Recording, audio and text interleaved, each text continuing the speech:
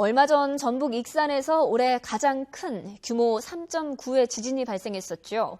조선시대에도 전국 곳곳에서 큰 지진이 발생했다는 기록이 확인되고 있어 한반도 지진에 대한 연구와 접근 방식을 새롭게 해야 한다는 의견입니다. 이정우 기자입니다. 청도에서 산속 바위돌이 무너져 내리고 초기에서는 마른 하천에서 흙탕물이 솟아오르고 바위가 굴러떨어져 2명이 깔려 숨지고 땅이 10길 정도 갈라졌다는 합천.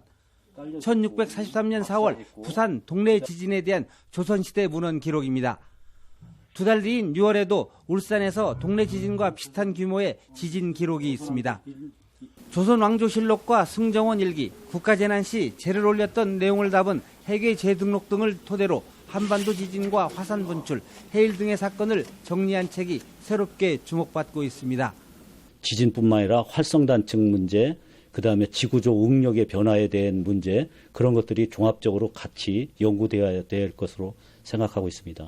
1454년 해남 지진, 1518년 덕진도 지진, 1546년 순천 지진, 1643년 동래 지진과 울산 지진, 1681년 강릉 지진 등이 조선시대 규모 6.0 이상의 큰 지진으로 추정된다는 주장입니다.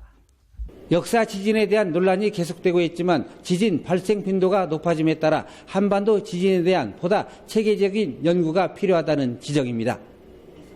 우리나라에서 규모 3.0 이상 지진 발생 빈도는 연간 50여 건.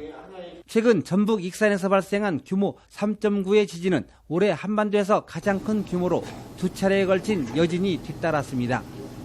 1995년부터 지금까지 익산과 충청도 일대에서 발생한 규모 3.0 이상 지진만 모두 11차례에 이릅니다. 지난 1978년 홍성에서 발생한 규모 5.0 지진과 2007년 규모 4.8의 오대산 지진, 여기에다 2003년 백령도 부근의 5.0, 2004년 울진 해역의 5.2, 그리고 신안 앞바다와 보령 앞바다 등지에서 잇단 지진 등으로 지진에 대한 불안감이 커지고 있습니다.